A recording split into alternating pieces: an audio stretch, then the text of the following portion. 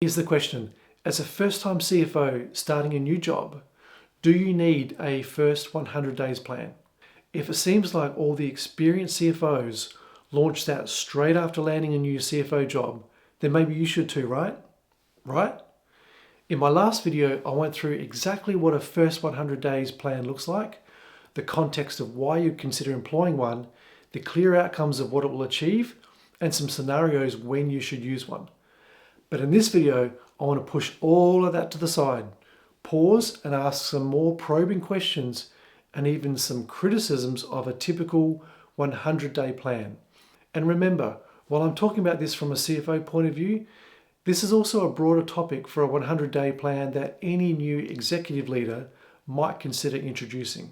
And at the end, I'll give an alternate approach for new CFOs to use rather than a 100-day plan, which can be a little bit intimidating. If you're new to the channel, welcome. My name's David. I've been a CFO for the past 13 years. I love to help the next gen of CFO leaders by making videos about the skills needed to succeed as a CFO and how to put yourself in the position to land the job. If that sounds like you, then subscribe so I can keep bringing you valuable content like this. So why be cautious about using one of these plans as a first-time CFO? Well, in part, it builds up a spotlight on an intense but short time period, with the implication that great insight is going to come out of it. Yet as a first-time CFO, this is something you have no prior experience with and are likely on a steep learning curve. The time just doesn't need more stress or spotlight or short-term expectations, especially when you are least equipped to run this exercise. In future years, you'll be far better equipped to run one in your next role. And the experience gained in that time will also help guide when our 100-day plan is needed in some situations far more than others. But as a broad criticism, I hate the idea of some very formal plan for 100 days with big goals of what it will achieve, then no specific plan after that. Nothing ends after 100 days. All these activities keep going. Periodic reviews are needed and a mentality of constant innovation and feedback cycles, which leads to this question. Is even just announcing a first 100 days plan to your new teams really just a marketing exercise, a power trip, or something you'll actually be able to deliver on with real substance? So I'm going to break down all of the reasons to be very cautious about using a 100-day plan. Some 100-day plans can be overly focused on a large corporate environment and even listed companies. They assume you have access to substantial resources, and that may just not fit your scenario. You should also recognize you're not walking into a blank canvas. Strategic plans are already in place. The board's priorities have already been set. Major projects are already underway. Next, some of the worst 100-day plans I've seen just simply try to do too much. It can read more like an organizational review, and it can result in it being far too superficial and doing it for the sake of saying you've done a thorough 100-day plan. Now, announcing a 100-day plan will also immediately set an expectation by staff that there's going to be concrete actions, recommendations coming out of it. So if you complete it and don't have those big actions and insights that will lead to instant change, you actually risk undermining yourself. An example would be talking up your ability from the past to find efficiencies and streamline processes and avoiding duplication, all these sort of cliche things that a new CFO might make. Then after the 100 days, finding that you're actually quite impressed with what the organization is doing and that things are actually quite efficient and you really haven't found anything of significance, then you haven't lived up to the message that you've sold. Next, don't use it as a tool to send a signal to employees or to try to agitate staff. There are better ways to do that if you try to shake up culture a bit.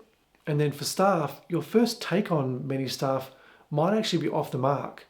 They may have a different style and you may misread them and what value they offer to the organization. So if you form a very fixed view within that first 100 days of staff, it may just not be a sufficient time frame to arrive at the right conclusions.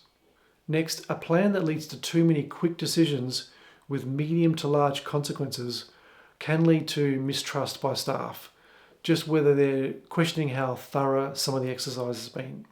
And also, don't lock yourself into being able to evolve further past what your viewpoints may have been initially.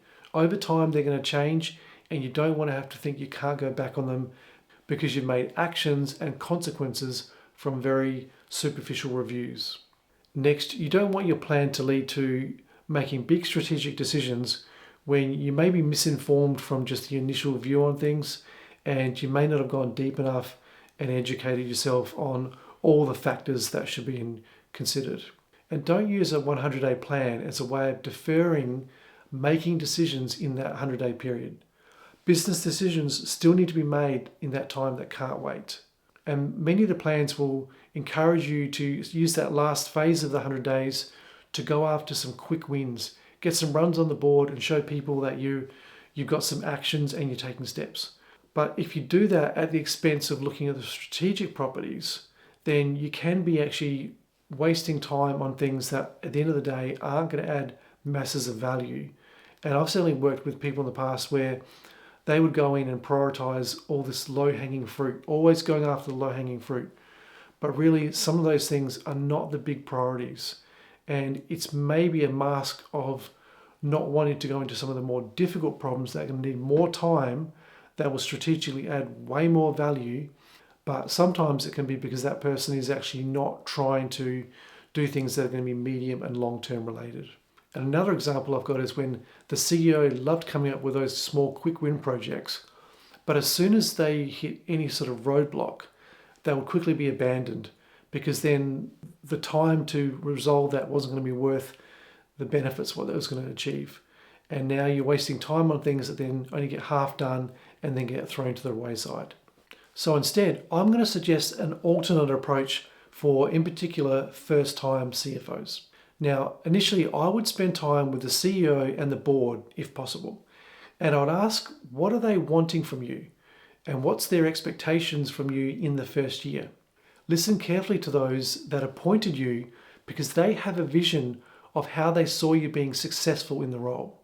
Find out how aggressive they expect you to be in that first 100 days or even the first year, and hear it from them and discuss what that looks like. Don't act until you've got that information because you'll need their full support and backing, especially when you uncover things in those deep dives that lead to needing to make change across the business and the finance teams. So the alternate idea, instead of a 100-day plan, is to just use that time to run a PMI approach, which is to do a deep dive across key business areas and to know your findings in a plus, minus, and interesting category. So of course there's similarities to doing a 100-day plan, but in practice it will feel quite different. And the main difference is really in the tone of what's going to be like. The benefit of the PMI is it allows for more of a spectrum of thoughts. It will allow you to go into your observations into more detail later. It will allow you to go into the observations you've made in more detail later, especially those that you put into the interesting category, as they may need more time to fully explore. And with the PMI, there isn't the same rush to complete evaluations and reviews and have firm outcomes that have been implemented, so it can take some of that time pressure off. Yet on the other hand, a 100 days plan is a much more of a blunt tool. It's aiming to seek black and white answers, completing reviews and assessments with definitive actions coming out of it.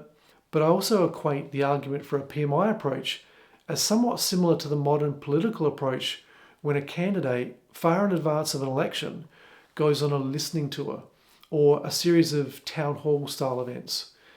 The aims are to be visible, build connection, establish credibility, and show broad beliefs, but not to announce policy.